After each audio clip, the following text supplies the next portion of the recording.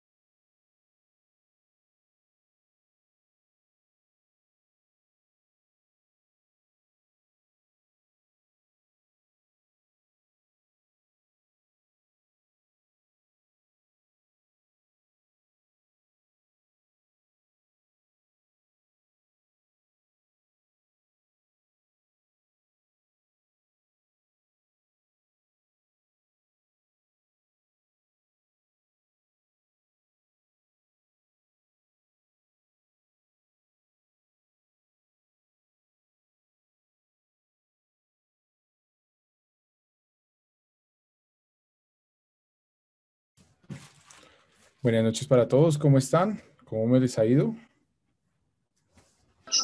Buenas noches, profe. ¿Qué tal? ¿Cómo vamos? Buenas noches. Buenas Bienvenidos. noches, profe.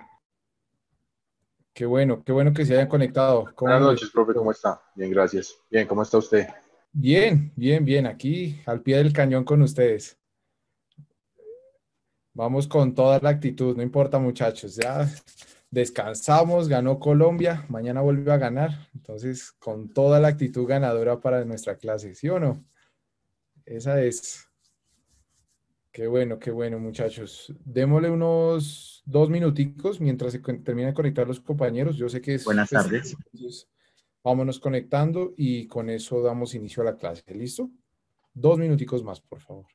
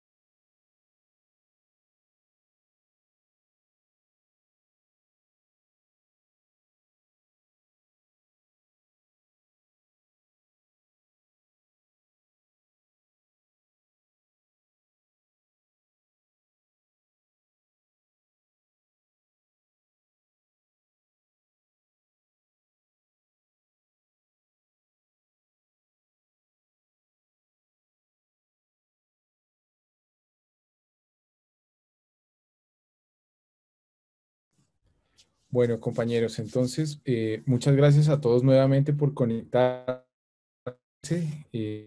Para mí es un gusto estar con el día de hoy. Empecemos nuestra clase con un videito que me encontré que me parece muy bueno, ahorita que estamos viendo metodologías.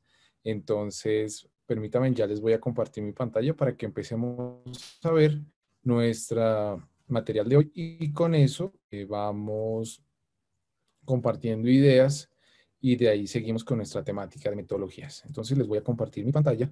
Un momento, por favor. Sí, de igual manera voy a tomar el link para poder enviárselos. Un segundo.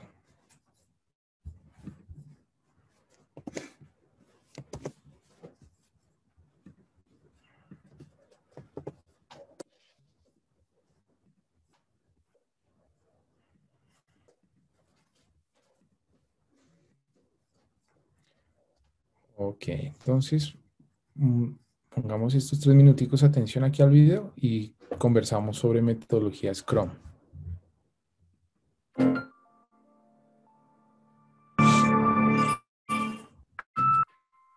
En la revolución digital, el constante cambio tecnológico ha orillado a las organizaciones a innovar en todos los ámbitos empresariales. En este entorno de enormes posibilidades, las organizaciones intentan alcanzar grandes y ambiciosos objetivos de negocio a través de los desarrollos de sistemas a la medida y aplicaciones móviles. Independientemente del tipo de software, existen desafíos comunes que surgen en el desarrollo de los sistemas a la medida. Estos retos se pueden superar si incorporamos una planificación cuidadosa y una metodología rigurosa, en colaboración con un proveedor profesional de desarrollos especiales. Una de estas metodologías es Scrum, cuyo enfoque está orientado al trabajo en equipo entre cliente y proveedor, donde sus integrantes colaboran con el único fin de avanzar gradualmente y lograr la entrega de un producto de calidad en tiempos y costos planeados. Scrum permite el desarrollo de sistemas web y móviles a través de un entorno funcional, colaborativo, flexible y adaptable al cambio, basado en entregas parciales y regulares del producto final. Empresas como Honda, Canon y Fuji fueron las pioneras en implementar esta metodología en sus equipos de trabajo. ¿Pero cómo funciona? Lo primero es definir el Product Backlog, es decir, los objetivos y los alcances esperados del producto a desarrollar, priorizando de acuerdo a la importancia y al valor que genere con respecto al coste y a las necesidades del cliente. Una vez precisado lo anterior, el proyecto se divide en sprints. Un sprint es cada una de las fases del proyecto donde se presentan los avances al cliente, donde el cliente prueba el producto y lo aprueba tal como está o sugiere cambios. A estos cambios se les asigna una prioridad y se decide si se ejecutan en el momento o se mandan a un segundo backlog, es decir, a una lista de pendientes para ejecutarse posteriormente. El gran beneficio de trabajar en forma colaborativa y repetitiva es que el cliente conoce la etapa en que se encuentra su proyecto y junto con el equipo de trabajo redefine los requerimientos según el avance del mismo. Finalmente, una vez realizados todos los sprints necesarios, se hace la entrega del producto final. Scrum es hacer bien los proyectos en el menor tiempo y costo posible. Es una técnica que mejora la comunicación entre cliente y proveedor, optimizando la productividad de los equipos de trabajo.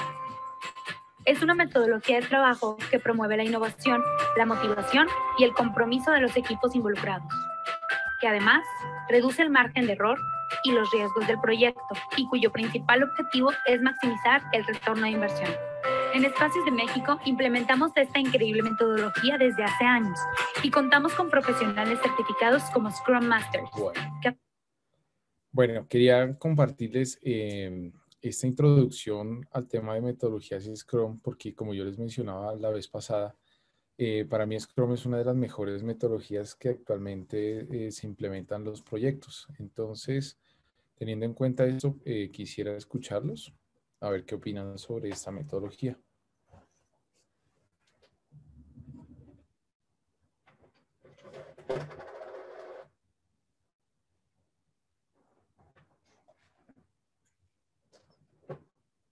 Compañeros.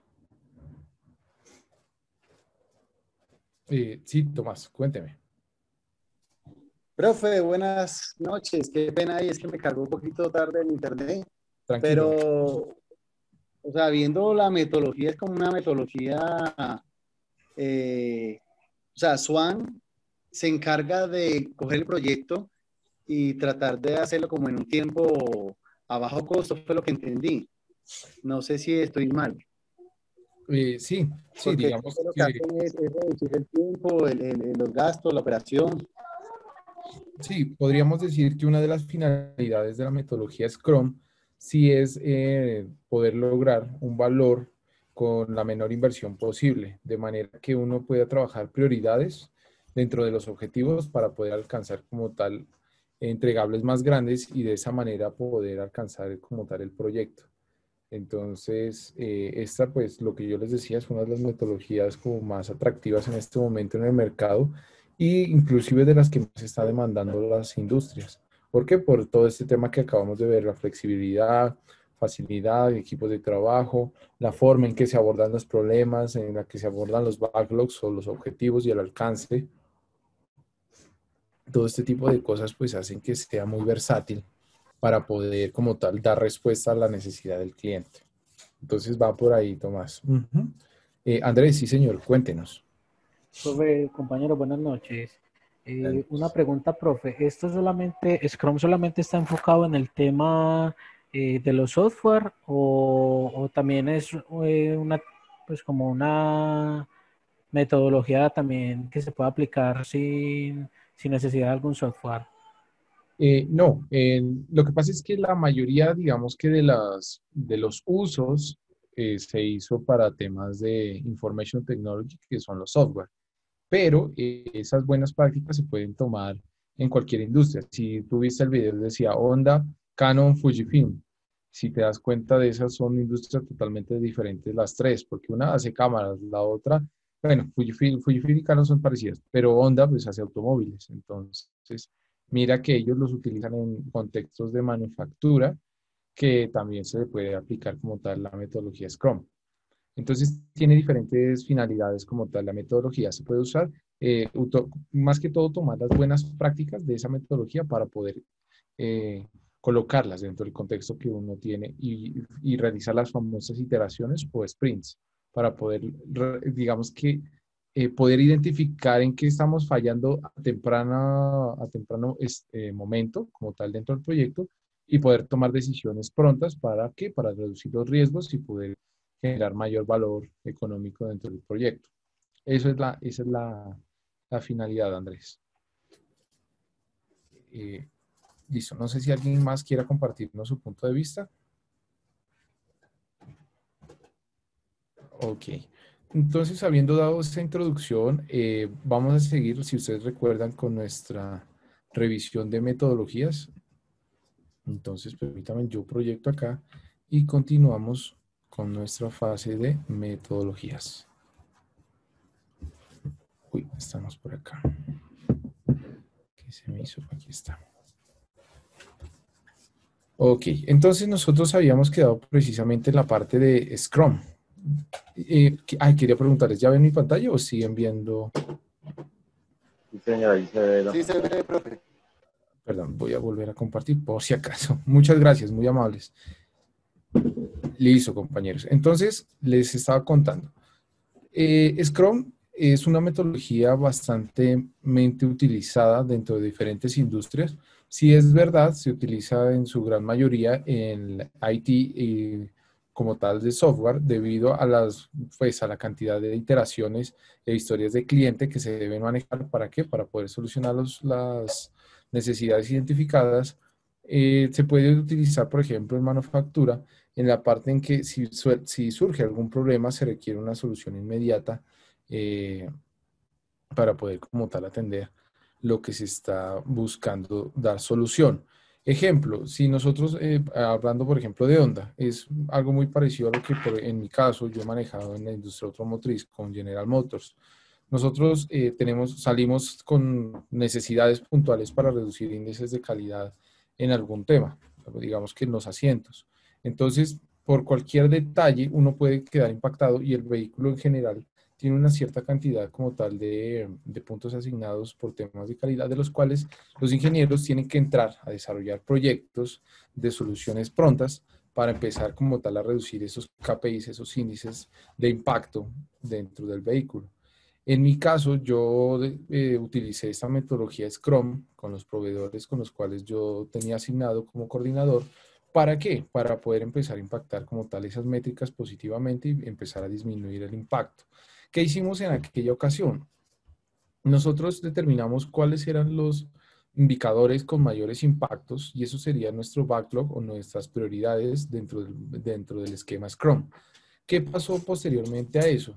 nosotros realizamos equipos pequeños de trabajo de 5 personas, donde nosotros nos pusimos como objetivo, mediante el tablero, teníamos un tablero estilo Kanban como el que vimos en la imagen, donde nosotros decíamos qué estamos haciendo, en qué progreso vamos, y si una vez nosotros realizábamos algún ajuste, llevamos el vehículo a una auditoría, que dentro del sistema automotriz es muy común que los vehículos se auditen para ver qué está bien, qué está mal y qué se puede mejorar.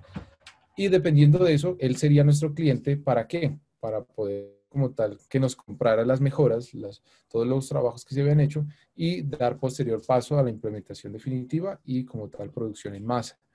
Digamos que esta metodología, y quería compartirles ese ejemplo porque en este caso yo soy muy creyente de esta metodología de que puede lograr resultados en el corto tiempo. Nosotros logramos impactar, lo que les cuento, esos indicadores de calidad en cerca de 4 meses, cuando se venían haciendo trabajos de 5, casi 4 años y nadie lograba colocar ninguna, identificar y mejorar como tal estos indicadores. Y nosotros empezamos a hacerlo de manera que inclusive pues, nos ganamos dentro de GEM un reconocimiento a nivel regional por ser uno de los mejores vehículos que tienen el comportamiento en calidad. Digamos que ese comportamiento continuó, ya se estandarizó, pero todo surgió a partir de este tema de Scrum, donde nosotros tuvimos equipos pequeños. Por ejemplo, trabajábamos mucho con las personas operarias, las señoras de costura. Ellas eran muy hábiles como tal para poder hacer esto, pero entonces ellas tenían muchas ideas. ¿Por qué? Porque venían de diferentes industrias y el proveedor que hacía los asientos, recuerdo que ellos decían que traían las mejores personas con los mejores conocimientos en costura. Y la costura es una de las cosas más complicadas de hacer en un vehículo. Entonces, con ellas, más unos ingenieros que tuvimos asignados al proyecto por parte del proveedor, yo como Scrum Master, ¿sí? O director pues ahí del proyecto, y el Product Owner era nuestro auditor de calidad de GM. Empezamos a trabajar, empezamos a realizar como tal estas actividades sprints. Los hacíamos entre casi 2 semanas, entregábamos y enviábamos a GM para auditar y volvíamos y hacíamos retroalimentación todo el tiempo. De manera que logramos ver cómo este procedimiento de Scrum como metodología ágil se utilizaba para la industria automotriz y es el sector manufacturero. Si nosotros lo queremos replicar a cualquier otro, digamos, sistema o proceso operativo de manufactura o software o lo que queramos, se puede de la misma manera. Inclusive también otro muy altamente conocido dentro de los sistemas de metodologías ágiles es el sistema financiero. También toma muchas historias de sus clientes y aprende a identificar dolores para poder aplicar esa metodología, empezar a ver qué puede hacer mejor y como tal lograr ese aspecto de velocidad y avance progresivo y pues progresivo para lograr como tal todo esta mejora continua que es la finalidad de estas herramientas. Entonces, teniendo en cuenta eso, ¿qué vemos de Scrum?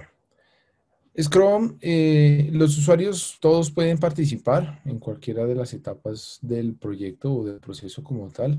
Si es verdad, uno puede utilizar el recurso un momento y después liberarlo, puede volverlo a llamar, pero no es imperativo que esté todo el tiempo al proyecto, sino que puede ir rotando de manera que si el recurso se requiere en otro proyecto, hay como tal una sinergia para poder compartir ese recurso. ¿Evolucionar entre el usuario y la empresa? Sí. ¿Por qué? Porque el usuario o la persona que, pues, el interesado número uno, o todo el tiempo va a estar como tal involucrado y va a decir, oiga, sí, me va bien, me va mal, me gusta, no me gusta, me funciona, no me funciona. Y eso, pues, es un input grandísimo para uno poder tomar decisiones al momento de ir haciendo como tal los ajustes. ¿Va viendo resultados anticipados? También. ¿Qué quiere decir eso? Cuando uno empieza, por ejemplo, a enviar las primeras muestras o los primeros entregables al usuario o al cliente y el usuario le gustan, entonces uno va armando de a poquitos el proyecto de manera que al final ya no va a tener que generar un entregable gigantesco, sino que ya es simplemente un cierre mínimo y una entrega mínima y un cierre como tal del proyecto. ¿Por qué? Porque a lo largo del proyecto ya el usuario o el cliente ha ido como tal comprando favorablemente todos esos entregables. Entonces es algo muy bueno. Se adapta muy fácil a cualquier área, sí, se puede utilizar en cualquier contexto. Y pues como tal, las personas que intervienen pues actúan de manera inmediata con el problema. ¿Qué pasa? Esta metodología tiene unos inconvenientes y es que, bueno, la primera sí es que funciona con equipos reducidos. Más que todo, esa finalidad no se da solo en esta metodología, sino en muchas de las metodologías ágiles. ¿Por qué? Porque el éxito es que todos tengan una tarea asignada, la pueden ejecutar rápidamente y continúen con otras tareas. Que en cambio, si por ejemplo hay mucha gente, puede que se queden sin asignaciones y como tal el recurso se pierde. Entonces es un recurso que genera sobrecostos en el proyecto y pues como tal esto va a tener impactos. Entonces por eso es que como tal funciona con equipos pequeños. ¿Requiere pues trabajos exhaustivos? Sí, sí, ¿por qué? Porque los sprints, como ustedes miraban, son de 1 a 4 semanas, entonces es un tiempo corto para generar un entregable. Entonces todo el tiempo tiene que uno estar dele, realizando iteraciones para poder alcanzar como tal lo que nosotros queremos solucionar o alcanzar, el entregable. Exige que utilicen pues alta calificación, sí. Y también el de experiencia radica mucho en que las personas quieran como tal ser parte de la metodología, sepan del tema y pues haya la capacidad como tal de evaluar y testear como del grupo Scrum las soluciones propuestas para poder después presentarlas como tal al cliente. ¿Por qué? Porque es que si nosotros no hacemos eso, entonces vamos a tener todos basado en suposiciones. Y al momento de validar, pues vamos a tener inconvenientes porque muy probablemente no puede, pues no va a ser como tal el alcance o no va a ser, no va a cubrir satisfactoriamente el requisito de la persona que nos contrató o el usuario. De ahí también pues que el usuario esté siempre como tal inmerso dentro del proceso de Scrum. Listo, entonces lo que decíamos, una metodología ágil, el trabajo que se basa mucho en el trabajo colaborativo, donde hay sprints, que son las sesiones de trabajo, y de bueno, aquí dice 3 semanas, pueden ser 4 semanas, y pues todo el tiempo estamos logrando entregables de manera significativa. Eso por el parte de Scrum. Aquí nosotros tenemos otra que es la Prince. La Prince es una metodología inglesa que es muy buena en la planificación y como tal en el control de costos y tiempo, pero tiende a ser un poco rígida. ¿Por qué? Porque la metodología Prince como tal, sí es verdad que identifica las necesidades, identifica requerimientos, los utiliza a su favor, pero al momento de que empieza una iteración o al momento de que empieza como tal a realizarse alguna actividad, él no permite ningún movimiento, no permite que pueda uno tomar decisiones al momento como tal de realizar la actividad. Entonces, eso hace que sea un poco inflexible y que solo se puedan ver resultados una vez acabado la iteración. La iteración entiéndase como el proceso, el tiempo en el cual se va a realizar una actividad, ya sea para atender una tarea, para atender un objetivo o como tal lo que estemos evaluando. Entonces, ¿qué sucede? Si es verdad que esa metodología se puede utilizar en cualquier contexto, eh, pues sí, puede no ser muy recomendada para proyectos muy complejos, por lo que les digo, como se vuelve un poco tan inflexible y muchas veces en proyectos requiere que uno tenga un cierto grado de flexibilidad para tomar decisiones acertadas, entonces eso hace que sea bastante complicada de como tal implementar dentro de lo que uno quisiera. Ahora, por ejemplo, esta metodología, si uno es emprendedor, pues uno necesita iterar mucho, uno requiere por ejemplo, una metodología Lean Startup, donde se basa en metodologías ágiles. ¿Para qué? Para fallar rápido, a bajo costo y poder identificar realmente la necesidad del cliente. Entonces, esos son los dos contrastes gigantes entre, por ejemplo, esta metodología Prince 2 y una Lean Startup. Sí, entonces, siempre digamos que para proyectos cortos y donde digamos que es muy fácil identificar como tal objetivos, alcance y requerimientos y problemas dentro del cliente que nos ha contratado. Que, pues para resaltar de esta, digamos que nuestro flujo de proceso, nosotros siempre vamos a tener como tal estos tres escalafones aquí horizontales, donde está la junta del proyecto, la alta dirección, el jefe de proyecto, el project manager, y el equipo de trabajo, que es el que va a realizar como tal de la ejecución de tareas y van a pasar a unos entregables al project manager como tal. ¿Sí? Entonces, ¿qué sucede? Tenemos acá, voy a ampliar un poco para poderles mostrar.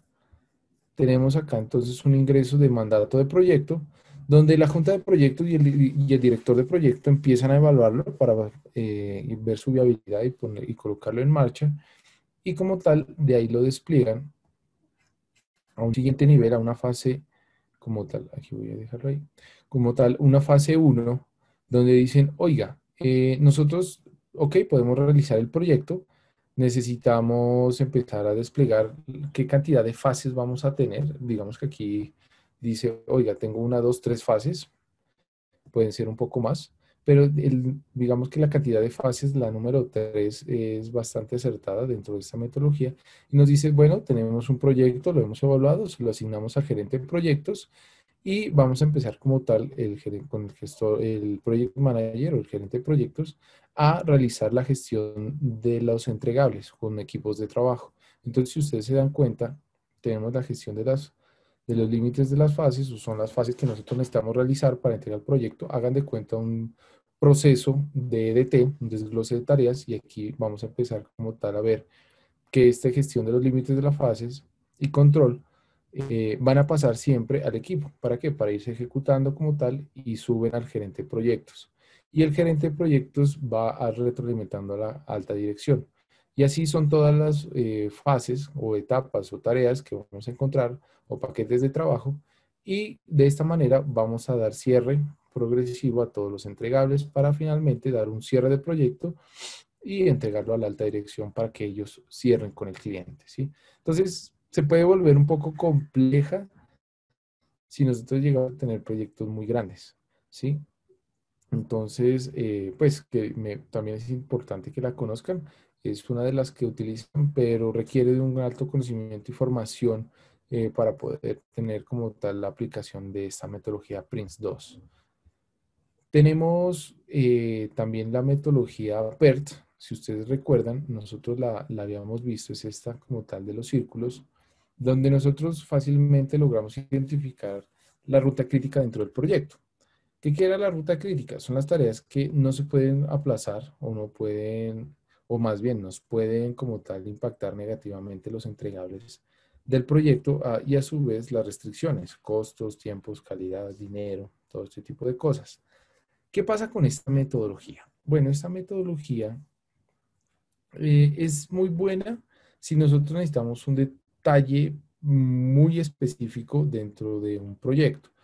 En el sector de manufactura sí se utiliza. ¿Por qué? Porque muchas veces, digamos, se lo digo acá también que he trabajado como tal con esta metodología, nosotros podemos identificar que dependiendo de, no sé, de un componente que llegue, en el caso de nosotros, por el vehículo, ya sea algo importado, algo que requiera alguna validación aquí en el país o que requiera alguna adaptación, este tipo como tal de actividades, que van en el camino en rojo, pueden ser acertadas o pues muchas veces pueden también ampliarse un poco en el tiempo. ¿Por qué? Porque esta metodología, a pesar de que si parece bien planificada, muchas veces permite inexactitudes, sobre todo en tiempos de importaciones, o no permite como tal ser adaptativa muy fácilmente a inconvenientes o novedades que pueden surgir. Por ejemplo, si se daña un material, si hay que volverlo a traer, todo ese tipo de cosas como tal afectan el proceso normal del proyecto. Entonces, ¿qué pasa? Pues sí, o sea, es muy bueno para tener clara cómo está la red de trabajo, cuáles son las operaciones críticas, cuánto tiempo nos va a tomar como tal, esa metodología crítica y deja una clara definición de las tareas y las dependencias. Pero lo que yo les comentaba, muchas veces este diagrama de red se puede volver muy grande y puede ser un poco complicado como tal manejarlo. Y pues lo que también era las inexactitudes en algunas asunciones de los problemas. Sin embargo, a pesar de eso, esa metodología sí se utiliza y también es importante que ustedes la conozcan. De esa explicación de este caso puntual que está ahí, está colgado en el aula para que ustedes lo revisen y puedan tenerlo como material adicional a la clase de hoy. Esta es otra bien interesante, la Extreme Programming. Porque, ¿qué pasa? Esta es una metodología de ciclo de vida muy corto, donde se requiere solucionar algo puntual que está pasándole al cliente. Entonces, ¿qué sucede? Tomando un ejemplo claro y conciso, si uno mira, por ejemplo, tiene un celular, no sé, todos los diferentes al iPhone, ellos se utilizan mediante la metodología, perdón, mediante el software Android. Este software Android, si ustedes se dan cuenta, la mayor parte del tiempo está generando actualizaciones, correcciones de bugs, correcciones de programación, todo este tipo de cosas. ¿Qué hacen? Todo esto ha llegado de alguna u otra manera de retroalimentación del cliente, del usuario, diciéndole, cada vez que a uno le preguntan cómo le pareció su llamada, tuvo inconvenientes, califique, indique qué pasó, todo este tipo de cosas son ingresos que van a tener como tal los jugadores para poder empezar a desplegar como tal, sus planes de trabajo y decir, oiga, tenemos inconvenientes en demoras en ingreso a la plataforma. Entonces empiezan los desarrolladores a crear o cómo disminuir o eliminar o evitar esas demoras. Tenemos pantallas en blanco. Entonces, ¿qué pasó? Empieza como tal a hacer un cazafallas para poder identificar causa raíz y tomar decisiones. Todo este tipo de cosas, entonces, ¿qué hacen que sean en un ciclo corto y de esta manera también tomando como tal el principio de ágil o de metodología ágil, poder generar soluciones y entregarles rápidamente al cliente para poder solucionar su inconveniente y tener el cliente satisfecho, ¿sí? Entonces, miremos las ventajas, pues sí, una programación organizada, menor tasa de errores, sí, porque son proyectos cortos o son cosas muy puntuales que ellos tienen que ir como tal desarrollando y cerrando en el corto tiempo. El programador pues siempre se va a volver una persona muy experta o va a ser una persona muy experta, pero con todo el, digamos, el trabajo que va a tener, siempre va a generar un alto valor agregado dentro de los proyectos que se van a cerrar.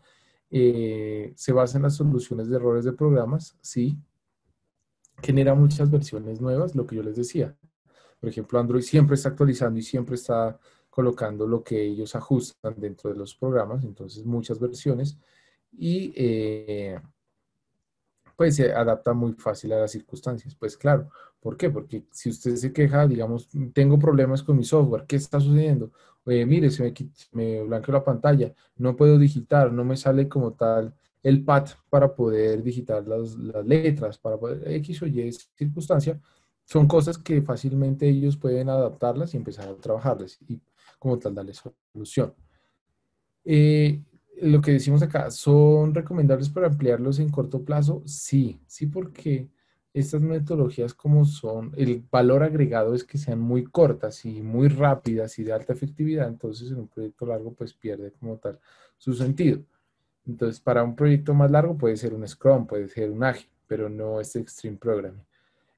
Altas comisiones en caso de fallar, digamos que ahí si llega a fallar la solución que está planteando la persona, sí puede afectar a muchas personas. ¿Por qué? Porque, por ejemplo, ¿qué pasaría si envían como tal una actualización, una versión, no sé, versión 5.1 de Android y resulta que eso lo descargó 5 millones de personas y de repente, pum, salió un bug que les hizo fallar como tal el encendido de la pantalla? Entonces, eso tiene implicaciones muy altas en caso de fallar. ¿Sí? Entonces, por eso es el alto impacto. Y no se puede prever, exacto, aquí imposible prever todo antes de programar. Sí, ¿por qué? Porque esta metodología se basa en la retroalimentación del usuario. Entonces, necesariamente se va a necesitar que la persona esté mandando su feedback, su retroalimentación, sus problemas como tal al cliente para poder saber en qué ayudarlo. ¿Listo?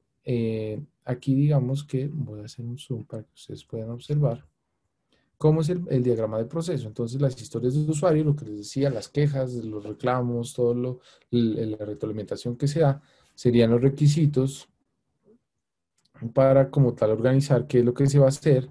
Se explora como tal otras opciones que hayan sucedido que sean muy parecidas a lo que se vaya a hacer. Se hacen como tal suposiciones, arreglos, planeaciones para poder decir cuál es la mejor y de esa manera como tal lanzar las iteraciones y así empezar a tener como tal soluciones de retroalimentación, ¿sí? Y poder crear valor progresivo hasta lograr una última versión.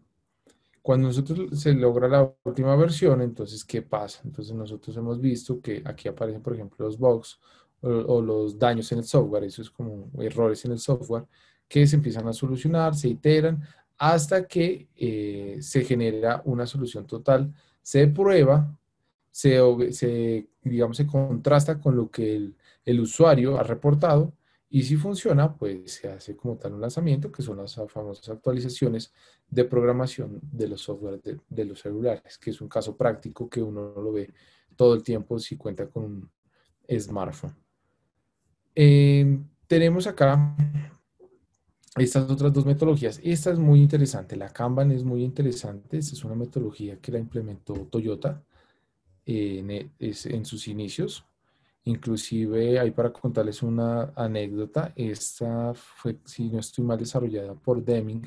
Deming era un ingeniero industrial muy famoso en los Estados Unidos que en la posguerra él planteó mejorar inclusive los sectores de manufactura de los Estados Unidos. No fue bien recibido y viajó al lejano oriente, a Japón, y él ayudó mucho al tema de crear como tal los sistemas efectivos de manufactura y el sistema total de productivo Toyota, que lo conocemos en este momento y que de ahí se desplegó a los muchos sistemas y muchos sectores operativos del mundo. Entonces, el método Kanban, como decimos, es Toyota. Sí elimina los sprints y los hitos, pero lo que hace es dar un enfoque mucho más acertado al tema de entregables. Es decir, si nosotros nos damos cuenta en el mapa de proceso, esta metodología son los entregables donde dicen, oiga, ¿cuáles son las tareas que están pendientes por ejecutarse o cuáles son las tareas, digamos, si son EDTs, por ejemplo, cuáles son las tareas 1.1, 1.2, 1.3 que están en la cola de espera, cuáles se están analizando, ¿sí? Para su ejecución, cuáles se están desarrollando, cuáles están en cola, cuáles están en curso, cuáles están en pruebas para que el cliente como tal dé su visto bueno y cuáles están en despliegue. Es muy basado en el tema de entregables. El tema Kanban siempre está como tal empujando los entregables para poder generar valor al cliente a lo largo del proyecto. Entonces, si ustedes se dan cuenta, si digamos, por ejemplo, aquí en esta, no sé, en la de análisis, hay en cola estas dos y esta está en curso, pero está en curso, salió algo mal, vuelve a la cola y si toca volverla a analizar. Y esta primera de acá pasa acá y se empieza a analizar. Y así es para todos los procesos, de manera que se hace un ciclo, se hace un ciclo, se hace un ciclo, hasta poder lograr llegar y desplegar como tal. Cuando ya llega al despliegue, es porque ya definitivamente el trabajo, la tarea está dentro de los requerimientos que se esperan y como tal puede generar valor para lo cual se está desarrollando. ¿Qué pasa? Las ventajas, pues, se pueden medir los rendimientos de los trabajadores y detectar cualquier problema. Sí, porque todo el mundo, como es tan visual, todo el mundo se está dando cuenta qué está pasando dentro del tablero. Y todo el mundo puede decir, oiga, este está tantos días, este está retrasado por esto, este tiene problemas. Inclusive aquí hay tableros que pueden colocarle inconvenientes. O sea, en cola, en curso, en problemas. ¿Sí? En cola, en curso, en problemas. También se puede colocar y así poder ayudar a dar ideas y gestionar como tal los entregables del proyecto. El flujo de trabajo queda muy fácil de entender. Sí, como siempre vamos a estar viendo cuál es el avance, cómo va la tarea. Entonces, nosotros siempre vamos a tener claro cuál es el proceso o la fase en la cual se encuentra ejecutándose la actividad. ¿Cumple los tiempos de entrega? Claro, cuando nosotros nos damos cuenta que todas estas tareas asignadas pasan a la fase de despliegue, pues entre el primero despliegue acá en la cola de espera hasta el último entregable del despliegue, del deploy, pues vamos a saber cuánto se nos demora como tal esa actividad. Lo ideal es sacarlo pues en el menor tiempo posible. ¿El equipo puede ver cómo va el transcurso? Pues sí, es muy visual y eso permite que sea muy fácil de trabajarlo y evita que la acumulación de trabajo, sí, también, porque cuando uno empieza a ver en cola muchas tareas, el gestor de proyectos tiene que entrar a verificar qué está pasando de una manera fácil, muy visual, muy sencilla como tal de trabajar. ¿Listo? Desventajas, pues dice que no es apto para grandes proyectos por el almacenamiento de información. Puede que sí, puede que no. ¿Qué pasa? Si ustedes se dieron cuenta, en el video nos mostraba que el Scrum Board o el tablero Scrum maneja algo parecido a este Kanban. Entonces, sí puede darse para proyectos de corto y pues de tamaño corto y mediano, donde nosotros, digamos, podemos visualmente ir manejando los equipos, las tareas y como tal ver el progreso. ¿Qué pasa?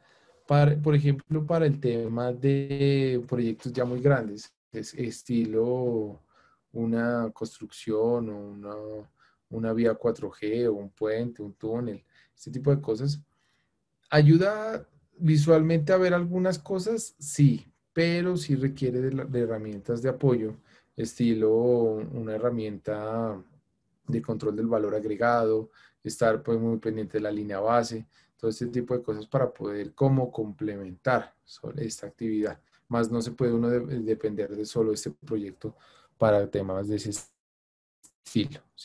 ¿Es limitado el número de tareas? Sí, también es verdad. ¿Por qué? Porque si no le tocaría a usted colocar muchos tableros por todo lado para poder ver como tal el avance de los proyectos. Entonces, sí puede volverse un poco engorroso al momento de implementar. Si lo tenemos, si nos demoramos como tal en su movimiento y si no aprendemos bien el flujo del avance pronto para poder solucionar. Y pues puede resultar un poco difícil los cambios. Sí, sí, porque esta metodología supone que uno ya tiene, cuando uno tiene las tareas en cola, es porque ya han pasado un proceso como tal de revisión previa y que si están ahí es porque ya alguien hizo como tal la evaluación y ya únicamente requiere su ejecución. Entonces, si pasa algo, puede volverse como tal nuevamente en las fases, ya sea prueba, desarrollo, análisis o cola, y pues eso puede generar como tal reprocesos y demora en el cierre del mapa, entonces puede volverse un poco engorroso, ¿listo? Pero en general, esa herramienta es bastante útil para poder como tal ver cómo van entregables pequeños y decir, oiga, esto está colgado, esto está avanzando, ¿qué necesitamos hacer? Esta es una metodología complementaria muy buena, muy buena. Y se llama la Scrumban. Esta también hay material disponible en el aula para que ustedes puedan reforzar esta explicación. Está basada, como dice su nombre, en Scrum y Kanban. Se puede aplicar a todos los sectores productivos, pero entonces, ¿qué encontramos acá? Y ese sí quiero que ustedes miren aquí en el mapa de proceso cómo funciona. El Scrumban, ¿qué tenemos acá?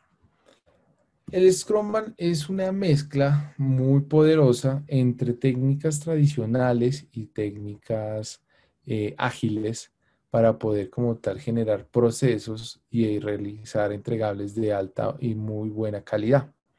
Donde nosotros, si ustedes se dan cuenta en la parte de arriba, aquí en donde dice desarrollo, pues tenemos sí una estrategia predictiva y utilizamos como tal el plan de proyecto que tenemos del desglose de tareas, como tal el cronograma, tenemos el presupuesto, ¿sí? Todo lo que recomienda como tal el PMBOK. Y una vez tenemos eso, podríamos generar nuestro trabajo en cascada, que es lo que hemos visto como tal en el tema del desglose de tareas y como tal tenemos un flujo de entregables y este sería como tal nuestro proceso tradicional. Pero a su vez, nosotros con esto, ¿qué vamos a hacer? Vamos a tener ya las tareas, vamos a tomar las tareas como tal y les vamos a hacer empezar a aplicar conocimientos ágiles e iterativos para poder tener ese incremento continuo e incremento iterativo. De manera que nosotros vamos a tener un tema de avances, de pequeños avances y trabajo entre personas para lograr como tal el tema de agilidad y generar entregables muy buenos. Entonces, esta técnica, si ustedes se dan cuenta aquí, recopila las dos mejores cosas de las tradicionales y de las ágiles. Por un lado, intenta establecer muy buenos objetivos, planificación, como tal técnicas de predicción y monitoreo, para poder organizar de una manera correcta, y a ese desglose, como tal, le aplica la gestión ágil para poder generar entregables de muy alta calidad, ¿sí? Entonces, esta metodología es muy altamente recomendada si nosotros podríamos aplicarla en los proyectos que nosotros quisiéramos hacer. ¿Listo? Esta es de las que más me gusta también. Me parece muy, muy buena. ¿Qué pasa? Entonces, digamos que en las ventajas, pues permite conocer el estado real del proceso de ejecución. Claro, porque como utiliza metodología tradicional y tiene cronograma y presupuesto, entonces uno puede ir evaluando como gestor de proyecto el avance del proyecto. ¿Soluciones oportunas? Sí. ¿Por qué? Porque como tiene pues la metodología ágil, entonces puede iterar rápidamente si sale un problema, pero a su vez va como tal evaluando el avance del cronograma como tal o del presupuesto como tal, del avance del proyecto. ¿Permite un mayor análisis de tareas? Sí. ¿Por qué? Porque uno, pues sí, realiza como tal el cronograma, el EDT, hace su desglose de trabajo, pero también si uno empieza a hacer la metodología ágil, también puede como tal identificar, hacer un análisis más profundo y mejorar como tal ese entregable.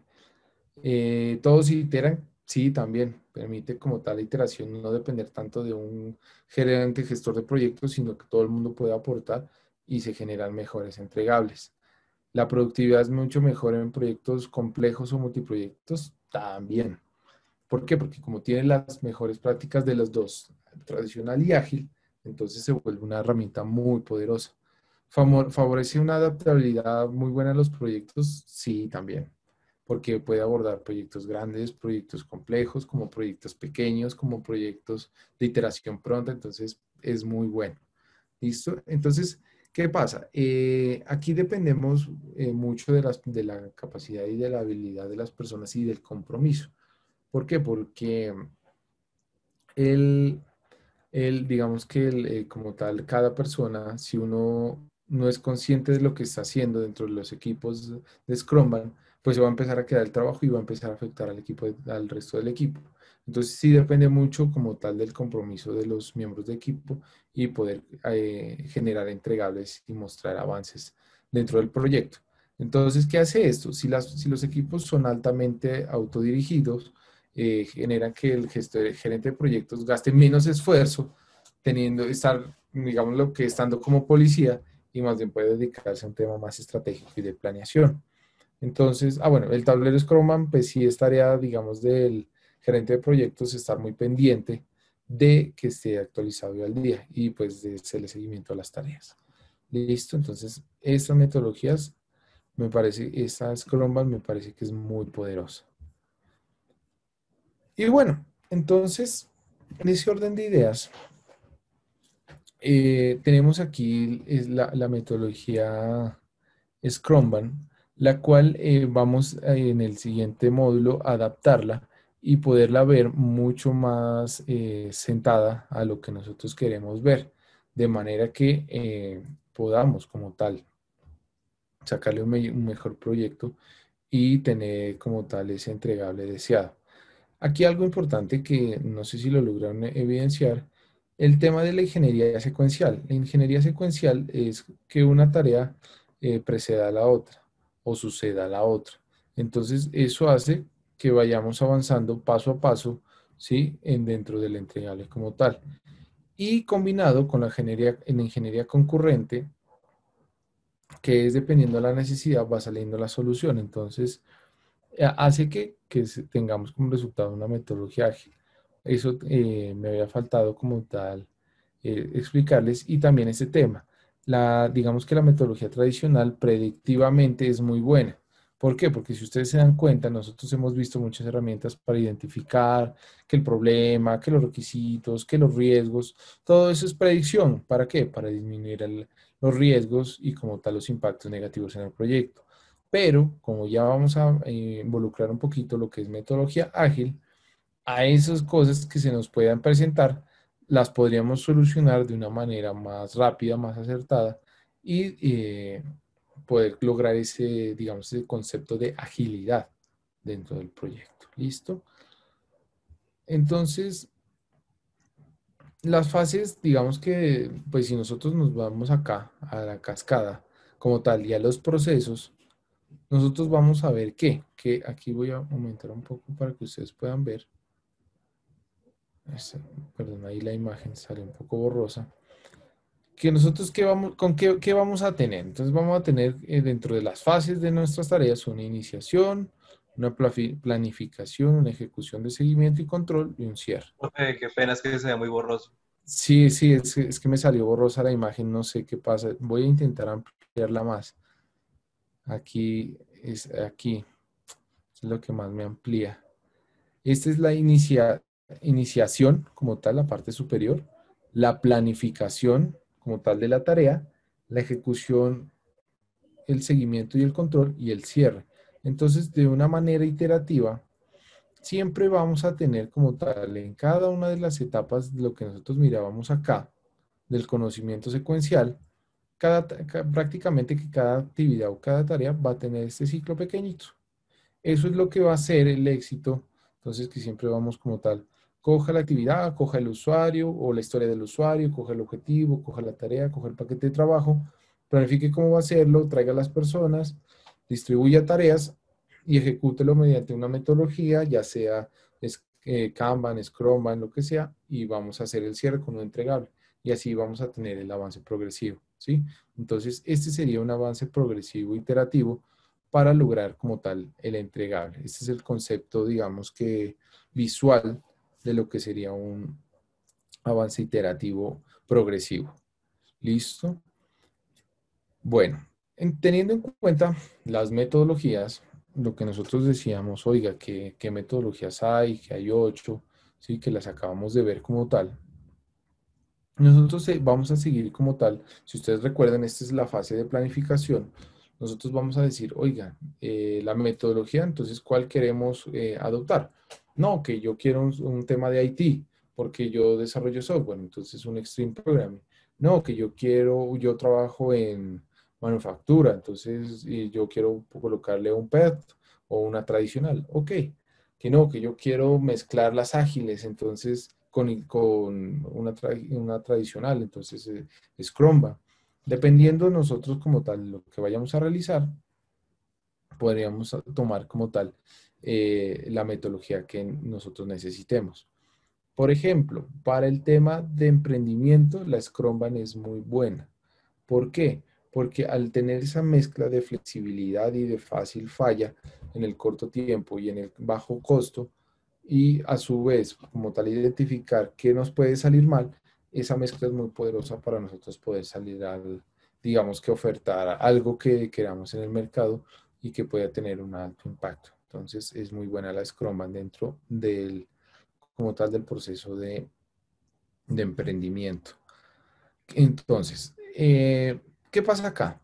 Nosotros entonces seguíamos viendo que tomábamos metodologías, habíamos visto unos documentos iniciales y dentro del plan de seguimiento también se encontraba esto del seguimiento de cambios. ¿Qué pasa? El seguimiento de cambios, si nosotros nos llega al cliente, necesito que me ayude, que me cambie, que me modifique, que X o Y cosa, nosotros vamos a tener que como tal generar una desviación, que ustedes lo miraban, cuando ustedes lo miramos hace 8 días y decíamos, oiga, una desviación puede generar un riesgo, puede generar algo que no hemos identificado y nos puede impactar. Y deberíamos como tal registrarlo, cuantificarlo, porque eso es costo, si le damos el aval, y si no, pues dejar una constancia de por qué no. Si le diéramos como tal el aval, pues nosotros deberíamos entrar a hacer como tal un plan de seguimiento de cambios. ¿Dónde qué pasa? Nosotros siempre debemos tener en cuenta que los cambios ya es algo que nosotros hemos aceptado y como tal vamos a necesitar controlarlos. ¿Por qué? Porque al ser una desviación del flujo normal del proceso, pues va a requerir no solo un consumo diferente o un consumo adicional de recursos, sino que también va a hacer que el flujo normal se quiebre y tome una condición diferente. ¿Qué quiere decir eso? Por ejemplo, si nosotros, no sé, estábamos realizando como tal algo tan sencillo como por ejemplo esta copa. Si esta copa nosotros le cambiamos dentro del proceso de desarrollo un parámetro como tal no sé, de aplicación de temperatura dentro del proceso de formación, no vamos a tener las mismas características ni comportamientos como tal de este recipiente. Entonces, ¿qué sucede? Si nosotros aceptamos como tal una desviación, tiene que suplir las características de lo que nosotros estamos reemplazando. ¿Para qué? Para poder lograr como tal digamos, ya sea un entregable, un producto, un servicio, de las mismas características que nosotros estábamos esperando, ¿sí? El hecho de que se dé una desviación no quiere decir que cambie como tal el resultado final. Es simplemente otra opción que nosotros abrimos como tal a la persona o al que nos ha solicitado la desviación. ¿Para qué? Para de igual manera poder tener un resultado muy parecido. Entonces, ¿qué tenemos acá? Nosotros siempre, bueno, yo les había colocado como tal estos dos comentarios que me parecen muy importantes. Todos los cambios deben listar y comunicarse a todos los niveles respectivamente. Sí, y eso sí se los digo por experiencia propia. Por ejemplo, si nosotros decíamos, oiga, y nos pasó en algún momento dentro del proyecto de mejora que no todo el mundo supo las modificaciones que tuvimos porque en ese día los inspectores de calidad del proveedor salieron pues hubo una persona que retirarse y no le informaron qué fue que se hizo. Cuando empezó a llegarle como tal para evaluación el resultado del entregable del Scrum, tuvimos problemas porque le paró el proceso y dijo, vea, me está llegando problemas. Entonces nosotros dijimos, no, venga, ¿cómo así? No, esto no es problema, sino que es un ajuste de muestra que tuvimos que realizarlo para poder como tal verificar un entregable. Entonces dijo, nadie me avisó. Entonces, ¿qué pasa? Uno siempre tiene que avisar en todos los foros y a todas las personas involucradas qué se está haciendo, qué está cambiando, qué va a impactar, cuáles son los resultados y como tal que todos sean conscientes y que aprueben lo que se está haciendo, ¿sí?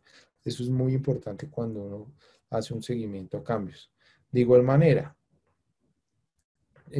toca tener siempre muy claro qué actividad nos va a impactar o cuál entregable va a impactar. ¿Por qué? Porque lo que yo les digo, si uno da la aprobación de la desviación, si uno no le hace seguimiento al cambio, créanme que el resultado va a ser diferente. Y cuando venga el cliente a recibirnos, vamos a tener problemas. Entonces, el seguimiento a cambios es muy importante. ¿Qué debemos tener en cuenta entonces acá? Uno, pues obviamente a qué paquete afecta como tal el cambio. Entonces, si nosotros decimos, oiga, me afecta la actividad 1, 2, 2, 2, 1, entonces, ¿qué me va a cambiar? Entonces vamos a decir, cambio en la temperatura del conformado del prototipo de la copa, como tal el grado de fluidez dentro del vidrio y poder pasar al proceso de formado. Listo, entonces temperatura. Efecto sobre el coste, no sé, si requiere que sea una mayor temperatura, entonces va a ser muy probable que tenga un consumo más alto de combustible. Entonces, eso en cuánto me va a impactar, ¿sí? Efecto sobre el cronograma, entonces, si es un horno de muy grande capacidad, donde nosotros requerimos como tal, no sé, parar, ajustar y volver a prender, pues el efecto en el cronograma va a ser muy alto. Entonces vamos a tomar, no sé, nos pueden decir, para poder realizar ese entregable, nosotros o esa muestra o lo que vayamos a hacer, nos va a tomar 2 semanas. Entonces, mire, el impacto puede llegar a ser 2 semanas. Entonces, uno evalúa qué tipo de cambio y si es viable o no. Número de solicitud del cambio. Entonces, aquí nosotros vamos a ver acá digamos, como en la solicitud del cambio, que siempre debemos llevar un consecutivo para saber en cuándo fue, quién lo está pidiendo, cuál es la empresa, la descripción, qué paquete afecta, ¿sí? ¿Por qué se hace ese cambio? ¿Sí? ¿Cuáles son como tal los impactos? Y si las personas están comunicadas. Y eso se traspasa como tal a digamos que un diagrama de seguimiento para poder hacerle ese control adecuado. Si ustedes se dan cuenta, nosotros aquí tenemos 2 cosas, que uno es la solicitud del cambio para el monitor, pues digamos que el monitoreo y control, el monitoreo más que todo, y el seguimiento de cambios es el control, ¿sí? Que entonces nosotros decimos, mire, se hizo un cambio, afectó esto, fue aprobado por tal persona y esto es lo que vamos a lograr. Ok, o no podemos definitivamente. Entonces, si se dan cuenta, estas son herramientas que ya son de monitoreo y control como tal del proyecto. Inmersamente van a estar ahí pendientes como tal. ¿Listo? Entonces, muy importante el tema del seguimiento de los cambios. Aquí, este es bien interesante porque aquí entramos a lo que es el plan de comunicación. Si ustedes recuerdan, en la clase pasada nosotros decíamos, oiga, debemos siempre tener muy presente quiénes son los interesados, quiénes son las personas, tener ese listado de interesados e identificar a ellos cómo les gusta que uno se comunique con ellos. Bueno, entonces ahora nosotros necesitamos decir, tenemos aquí como tal una herramienta para poder decir, dependiendo a su ubicación como tal o su posicionamiento dentro del proyecto, qué tanto impacto puede tener. Y ahora vamos a ver el tema de en qué momento deberíamos nosotros como tal comunicarnos con ellos. Entonces, ¿qué pasa? Esta matriz nos va a decir, oiga, tenemos el posicionamiento, entonces, ¿qué pasa? Es muy favorable, ¿sí? O sea, quiere decir que apoya altamente el proyecto. Entonces, por ejemplo, ¿qué pasa? Si es el gerente de la empresa que nos contrató para nosotros gestionar el proyecto, pues debería ser una posición muy favorable y de muy alto impacto para generar aprobaciones, flujos de trabajo y como tal desembolsos dentro de la ejecución como tal del trabajo. También, ¿qué vamos a tener? Pues es un escalafón, entonces de 5 a 0, entonces vamos a tener la parte de los favorables, que pues, es algo favorable, poco favorable, favorable estándar, o un neutro, que decimos definitivamente la persona ni va ni viene, o sea, no ayuda para nada, no se cuenta con ella. ¿Listo? Entonces, y tenemos ya, pues obviamente en la fase negativa, pues los desfavorables, entonces son personas con las que nosotros debemos manejar un sistema, digamos, mucho más acertado en la comunicación, donde nosotros siempre debemos no decir a la defensiva, sino ir un paso adelante para poder identificar las preguntas que ellos puedan decir. Entonces, sobre todo las personas retractoras, donde dicen, no, esto no, este proyecto no sirve. Entonces, venga, ¿por qué no sirve? ¿Qué le disgusta? ¿Qué le gustaría que tenga? Que empezar ahí como a indagarlos y poder identificar por qué su desfavorabilidad hacia lo que se está realizando, ¿sí? Y obviamente acá tenemos lo que es su impacto. Entonces tiene un impacto muy bajo, un impacto muy alto, un impacto medio, un alto o muy alto. Entonces nosotros siempre deberíamos estar pendientes de este 6 hasta el 10, decir, oiga, ¿quiénes son las personas que me pueden generar o cosas muy buenas o cosas muy malas? De igual manera es en qué espacios yo debo comunicarme y la manera en que yo debería comunicarme con ellos. ¿Listo? ¿Eso qué hace? Hace que nosotros tengamos que ser, bueno, pues que nosotros estemos como tal alimentando siempre la matriz del registro de los stakeholders. Si es verdad que nosotros arriba decíamos, oye, identifique en qué manera les gusta que hablen, cuál es su grado de influencia, pues bueno, esta matriz nos ayuda como tal a realizar ese grado de influencia. ¿Listo? y cómo sería su posición o su favorabilidad o su impacto dentro de lo que nosotros estamos buscando como tal, ¿sí? Entonces, eso es como tal muy importante. Algo aquí también importante, bueno, aparte del evento, lo que yo les decía, que espacio comunicar, la frecuencia, el método y agenda. ¿Cómo así? ¿Qué es eso? Entonces, la frecuencia sería, por ejemplo, lo voy a hacer cada semana, cada 2 semanas, cada día, cada 15 días. ¿Qué voy a hacer? ¿Qué voy a determinar yo para poder comunicarme con ese grupo o con esa persona? El método, una reunión, un café, vía email, vía telellamada, vía, tengo, no sé, sala de juntas. ¿Qué tengo que hacer? Y siempre muy importante es cuál es la agenda. ¿Qué es lo que yo le voy a presentar como tal a esa persona interesada sobre el proyecto? ¿Listo?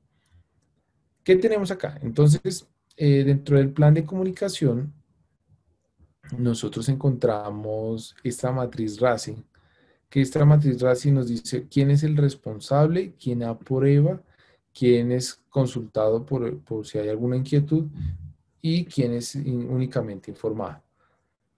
Esto sirve mucho para asignar tareas dentro de los equipos de trabajo.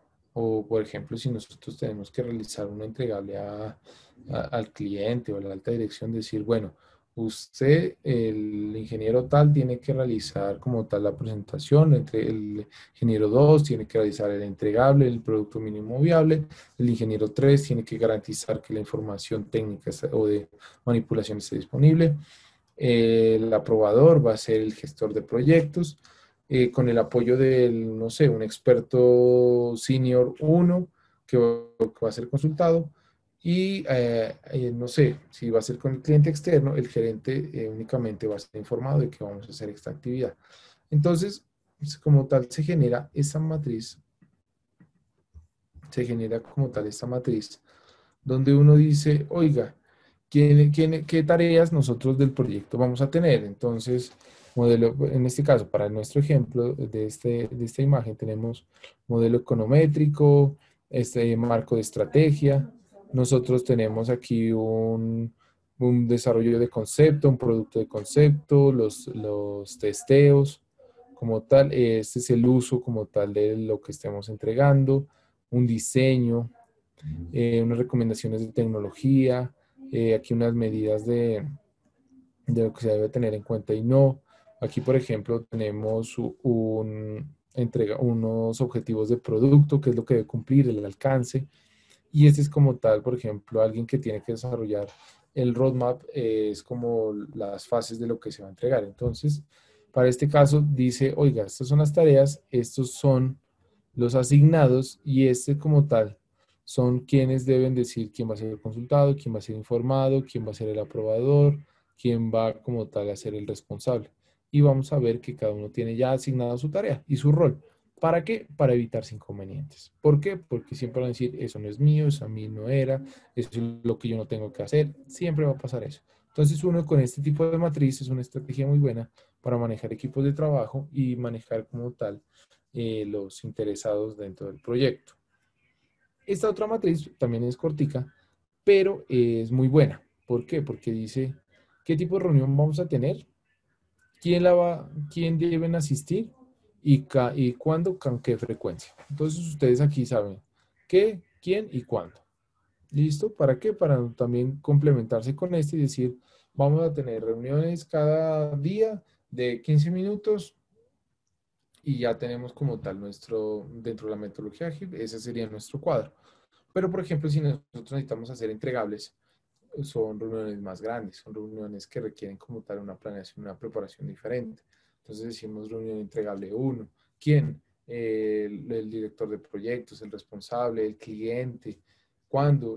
Lo vamos a hacer dependiendo del cronograma. Entonces cogemos el cronograma, la fecha tal, a tales horas, la reunión, todo este tipo de cosas. Entonces como tal vamos a hacer un cuadro de trabajo para poder decir cómo nosotros nos vamos a mover dentro de la comunicación. Lo que yo les decía al inicio del módulo, la comunicación se va a volver algo demasiado, demasiado importante dentro de nuestro proyecto, porque todo se hace con comunicación. Todo lo que no se comunique, no se haga, no se diga y que no esté desplegado correctamente, créame que va a haber un problema, ¿sí? Entonces, eso es muy importante. Aquí hagamos una pausa. ¿Hay alguna inquietud, alguna pregunta? ¿Alguno de los compañeros que ustedes quisieran compartir? Si quieren levantar la mano, con mucho gusto.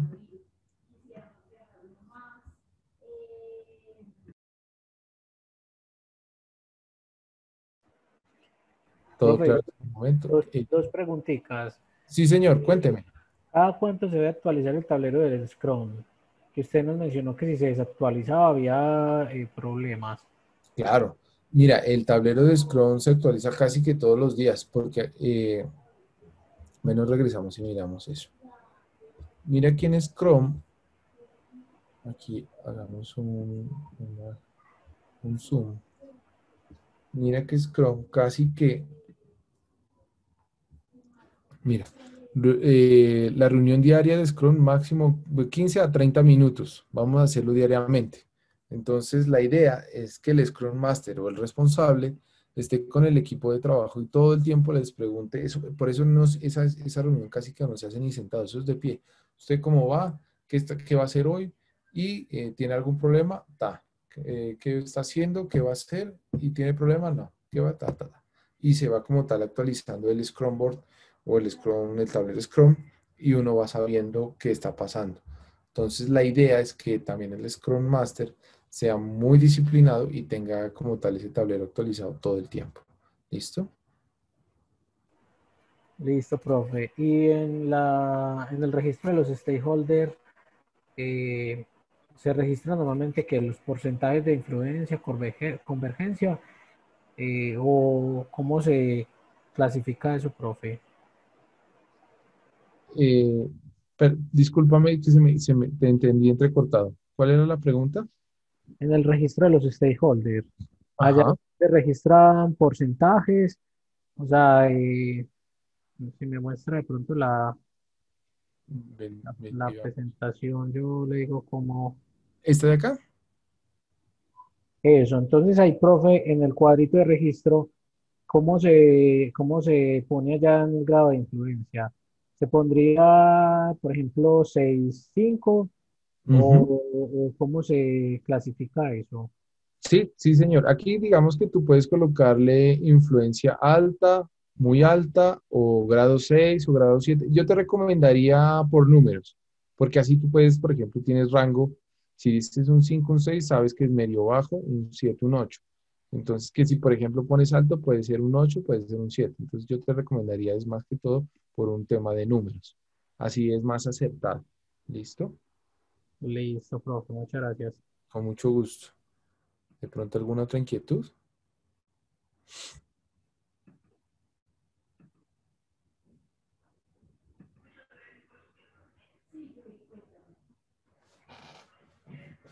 Sí, de pronto alguna otra duda o vamos bien. ¿Cómo vamos, muchachos? Cuéntenme todo.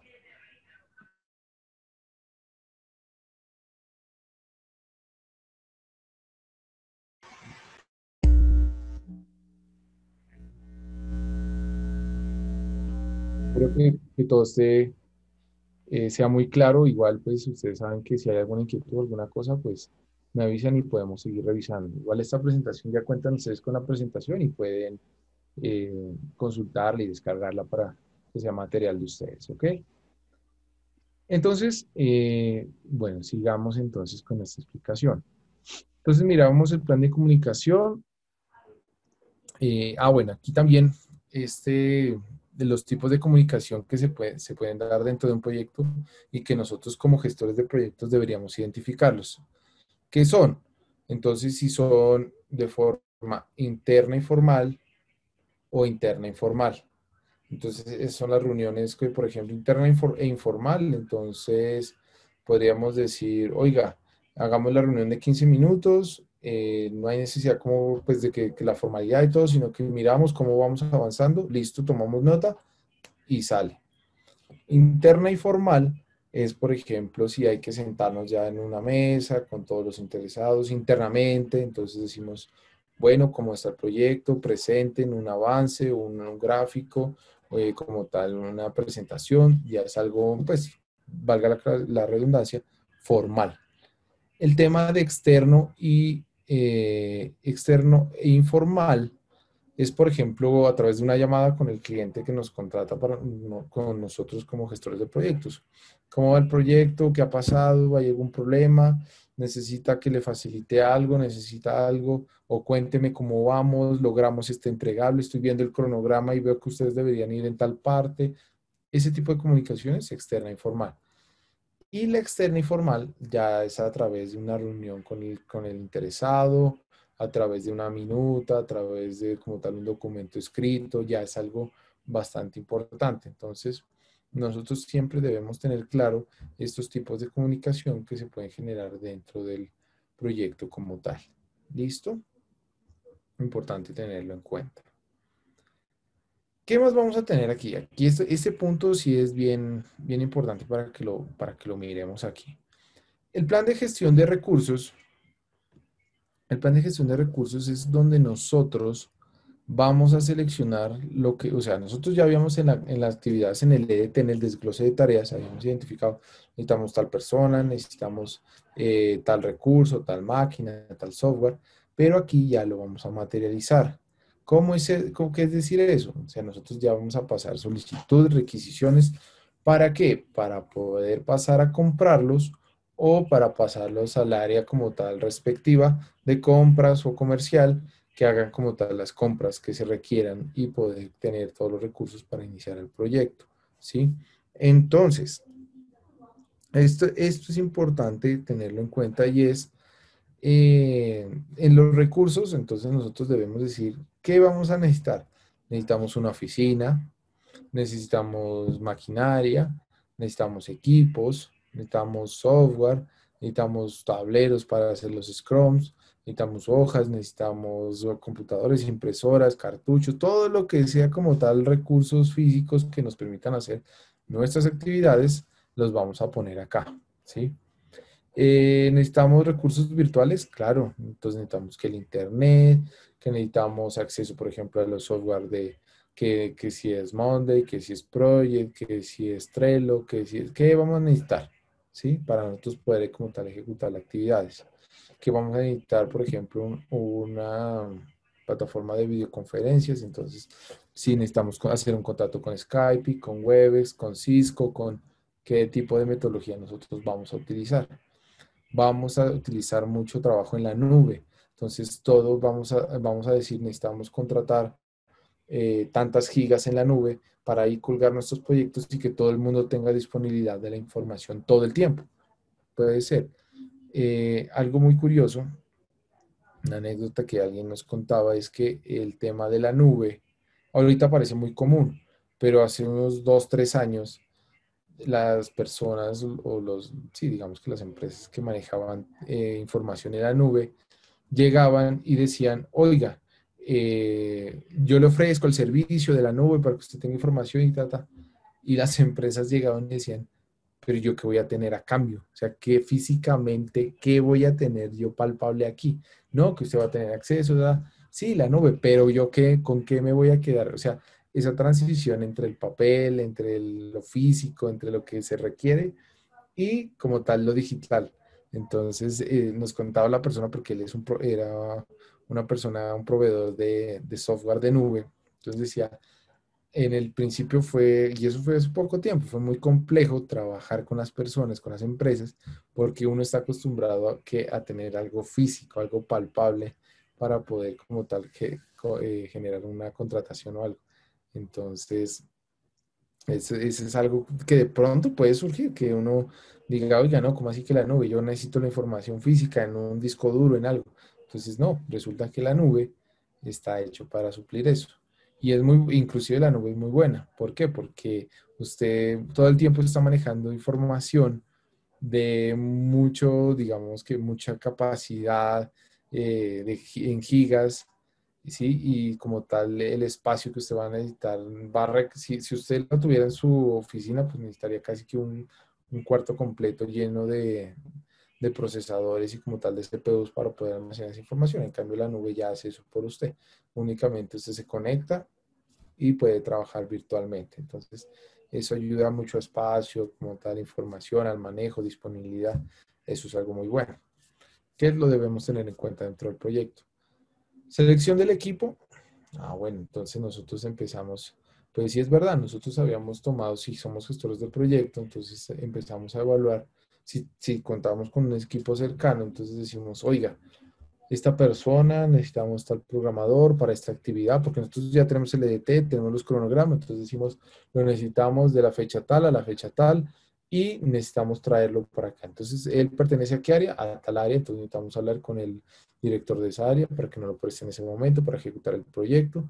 Listo. O no, mire, definitivamente no cuento con el recurso, no sé realizar esa actividad, necesitamos contratar. Entonces, como tal, son las vacantes que uno encuentra laboralmente. ¿Y es por qué? Porque profesionales con esas características no se cuentan dentro de la organización y se requieren como tal que hagan parte del staff productivo para el proyecto. O se generan outsourcing. ¿Qué es el outsourcing?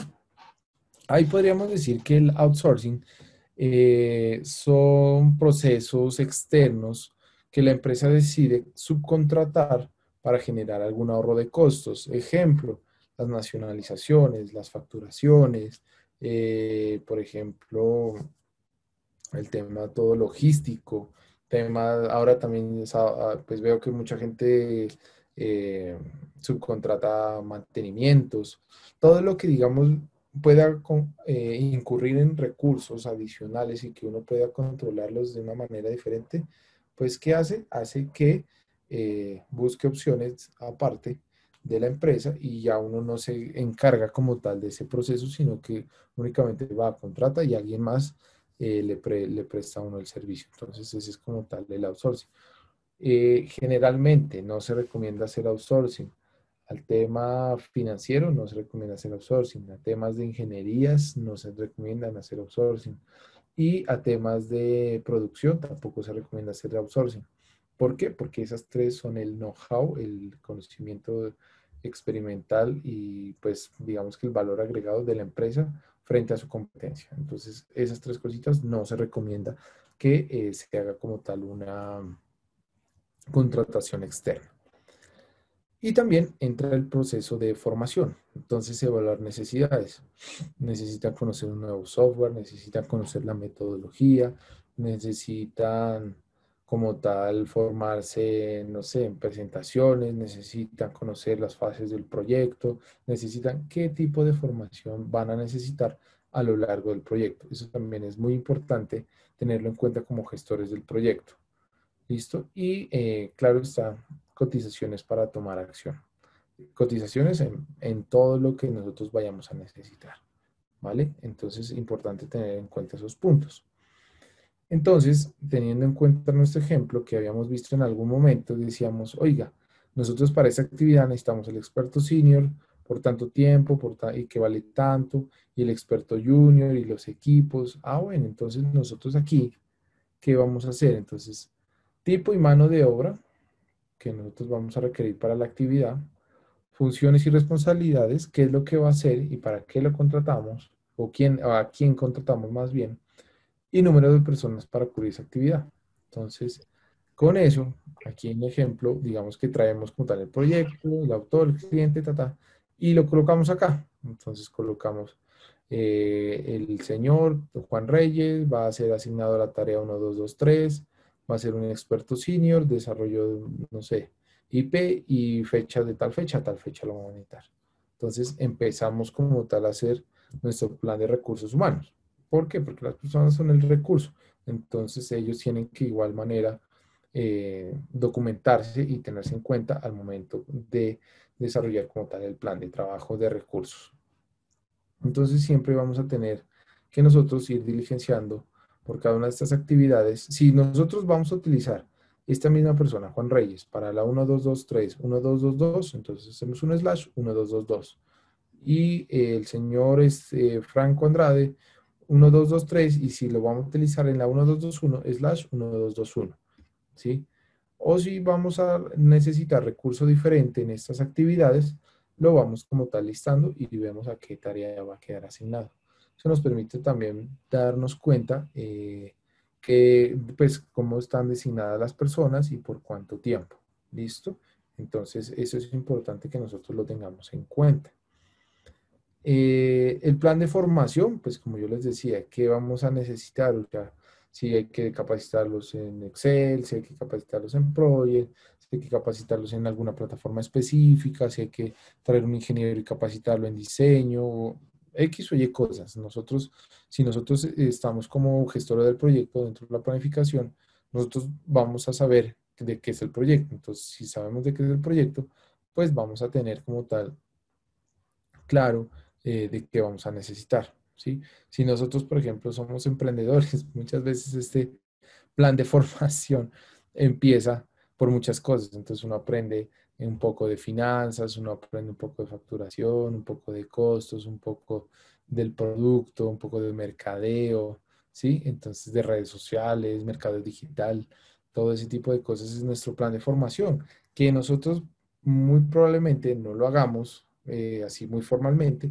pero ese es un plan de formación. Entonces, siempre es importante tenerlo en cuenta. ¿Qué también es importante tenerlo en cuenta aquí? Ese plan de formación ayuda para próximas contrataciones o próximos proyectos. ¿Por qué? Porque nosotros vamos a saber que si hicimos tal proyecto, en que nosotros necesitamos o tuvimos que realizar como tal formación de las personas. Entonces, criterios de calidad, norma, auditores, todo ese tipo de cosas los vamos a saber y nos van a ayudar a tener claro para próximos proyectos. ¿Listo? Entonces, la información nunca es en vano, siempre se hace y se almacena y nos puede servir para posteriores proyectos. Entonces, la formación, pues claro está, cursos de formación planificados, entonces el nombre, fecha, lugar, responsable, qué es lo que vamos a formarnos como tal y los asistentes. Entonces, hay uno entra a ver si es que se requiere la formación evaluativa o simplemente formación asistiva o qué es lo que nosotros vamos a necesitar como tal dentro de nuestro proyecto. Importante. Acá, siguiendo con el plan de gestión de recursos, viene como tal el plan de adquisición, que el plan de adquisición ya es asignarle costo como tal al recurso que vamos a evaluar, ¿sí? Entonces, si es verdad que nosotros aquí, por ejemplo, decimos equipo de cómputo, en este ejemplo, entonces decimos el equipo de cómputo vale 1.700.000, no sé, que lo vayamos a contratar. Y va a ser responsable al señor experto senior A, de fecha a fecha. También nosotros deberíamos hacer lo mismo para las personas. ¿Por qué? Porque el experto senior cuesta 4.800.000. Entonces sería un experto senior y decimos que cuesta 4.800.000. Responsable, tarea 122. ¿Sí? Entonces ahí nosotros vamos dándole como tal un peso económico a nuestro plan de adquisiciones. Si arriba lo identificamos, acá ya le asignamos costo. Y como tal, ya empezamos a darle un valor, una unidad monetaria dentro del proyecto. ¿Listo? ¿Qué es importante acá? ¿Resume el nivel de recursos necesario para completar su proyecto? Sí, es verdad. ¿Qué quiere decir eso? Que nosotros, al finalizar como tal este plan de adquisición para cada una de las tareas, pues ya vamos a tener como tal un presupuesto más grande, más, diga, estructurado, ¿cierto? Entonces decimos, vea, esto nos costó tanto, cotizamos y valió tanto, este plan de adquisición está estructurado, está basado en tantos millones y como tal vamos viendo los costos un poco más acertados y más detallados de lo que vayamos a hacer. ¿Listo? Equipos, cantidad, costes totales, sí, importante. Por eso es que el EDT es tan importante al momento de realizar el proyecto, porque nos va a ayudar a darnos cuenta tarea a tarea qué es lo que vamos a necesitar y eso nos va a alimentar el plan de adquisiciones. Miren lo importante y cómo cada una de las cosas que hemos visto se van conectando para nosotros ir formando nuestro proyecto, ¿cierto? Entonces, muy importante tenerlo en cuenta. Y también aquí nosotros en el plan de adquisiciones, pues nos vamos a dar cuenta si nos hace falta algo. Entonces, que cartuchos, que papelería, que cosas de esas, o USBs, o, sí, o puertos USBs, qué sé yo. Todo ese tipo de cosas nosotros vamos a decir, ay, vean, nosotros necesitamos eso porque, no sé, los computadores que contratamos ya no cuentan con entradas USB tipo A, sino todas son tipo C. Entonces necesitamos como tal módulos para poder conectar. Entonces eso cuesta. Todo ese tipo de cositas, detalles pequeños cuesta. Entonces ya vamos a empezar aquí en el plan de adquisición a ver como tal todos esos costes. ¿Listo? Entonces, bueno, aquí pues importante, yo les había colocado y también está en el material. Al momento de identificar la tarea, se identifica el recurso necesario, personas y elementos. ¿Listo? Entonces, lo que les digo, siempre cuando nosotros hacemos esto, vamos a ver qué vamos a necesitar y lo vamos a meter dentro de nuestro plan de adquisición. ¿Ok? Y también en el plan de gestión de recursos, es que el tema de recursos es muy importante porque pues a la larga eso es lo que va a sentar las bases del proyecto y eso es lo que va a dar el costo y los tiempos. Va a terminar de afinarlos.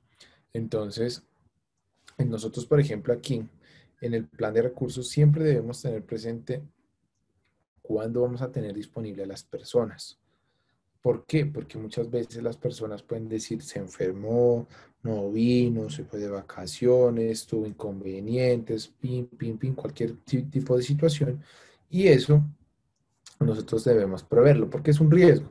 Porque ¿qué pasa si ese día que el señor se enfermó o el señor se fue, tenemos que hacer un entregable? Entonces, señores, estamos colgados. ¿Qué pasó? Entonces, esta matriz de acá nos ayuda como tal a prever si, por ejemplo, siguiendo nuestro ejemplo, el señor Juan Reyes, del Departamento de Information Technology, en la semana, bueno, y esto es semana a semana, entonces la semana número 23, el señor como tal estuvo de vacaciones estos días y tuvo un total de 48 horas en vacaciones, o aquí hay tantos días festivos, o estuvo enfermo tantos días, o tuvo una ausencia por asunto personal, X o Y razón. Entonces nos ayuda también a controlar qué pasa con nuestras personas que tenemos asignados al proyecto. ¿Listo? Eso es muy importante. Bueno, compañeros, Profe, sí, señor. ¿puedo hacer Cuénteme. una pregunta? Claro, claro, sí, señor. Cuénteme. Este registro de tiempo, según lo que usted nos dice, de las vacaciones, de las incapacidades, ¿se diligencia después o antes del proyecto?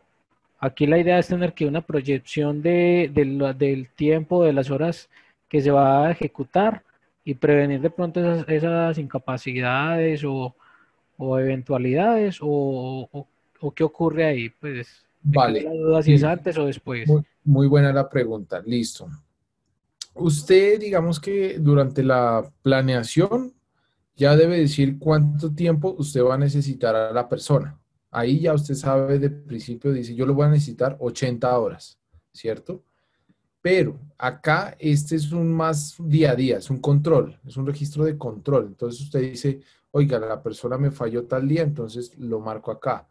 Tantas horas se fue, o pidió permiso y se salió tantas horas, o hay tantos días festivos en la semana 23, entonces necesito contar tanto. O el señor se fue de vacaciones y me representa tantas horas. Este registro de tiempos como tal es más que todo un control día a día de la persona para saber cómo está la gestión de la persona dentro del proyecto. Si están en los tiempos, si no, como más un poquito de controlar a las personas. ¿Listo, Andrés? Andrés, ¿cierto? Sí, señor. Y o sea que entonces el registro de adquisiciones sí se hace antes o también se hace sobre la marcha.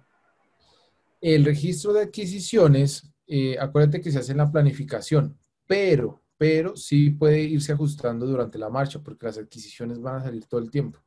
¿Qué pasa? Lo ideal sería tener en la planificación ya todo este tipo de cosas. Entonces, ya se han identificado las personas y si hay dudas, se han revisado los EDTs, se han revisado las tareas, todo ese tipo de cosas. Pero no falta que pues, llegue a faltar algo, entonces existe ya como tal el plan de recursos y como tal el registro de adquisiciones, y ahí uno levanta la requisición y pide. Y dice, vea, necesito esto, necesito buscar esto, necesito planear esto, entonces necesito como tal hacer este tipo de cosas y con eso terminar de ajustar. Ese puede darse que sea un documento vivo el tema de adquisiciones, Lo ideal es que uno lo pueda sacar en la planificación completa, pero puede darse que salga alguna necesidad puntual y toque gestionarla. Sí puede darse, Andrés. Listo, profe. Quiere decir que si se proyecta bien todo el proyecto y si no hay mucho inconveniente, estos registros de adquisición de recursos humanos quedarían, digámoslo, vacíos. Si se hiciera una buena ejecución minuciosa. Digamos que, por ejemplo, este registro de tiempos se iría llenando una vez se arranque el proyecto, por ejemplo. O sea, Entonces, este de tiempo sí se va a tener que llevar porque es para demostrar cómo se está ejecutando esos recursos. exacto. Pero, por ejemplo, en el de adquisiciones, si uno cuando hace la planeación queda bien elaborada, pues puede darse el caso de que este plan de adquisiciones quede vacío. Podría darse. Digamos que en el plan de adquisiciones quedaría diligenciado una vez. Ese sería más bien el racional. Tú lo diligencias una vez porque ahí ya dejas consignado todo lo que te costó el producto o el recurso, personas o lo que sea. ¿Listo? Sería diligenciarlo una vez, que es la vez de la planificación. De ahí en adelante ya, pues si quedó bien planificado, no debería usarse más. Pero si sale algo, pues uno ya coge y vuelve y lo diligencia y dice, oiga, necesito este recurso adicional. ¿Listo? Entonces, eso es importante tenerlo en cuenta. Listo, profe, muchas gracias. Profe, buenas Listo, noches. compañero. Buenas noches, sí, señor.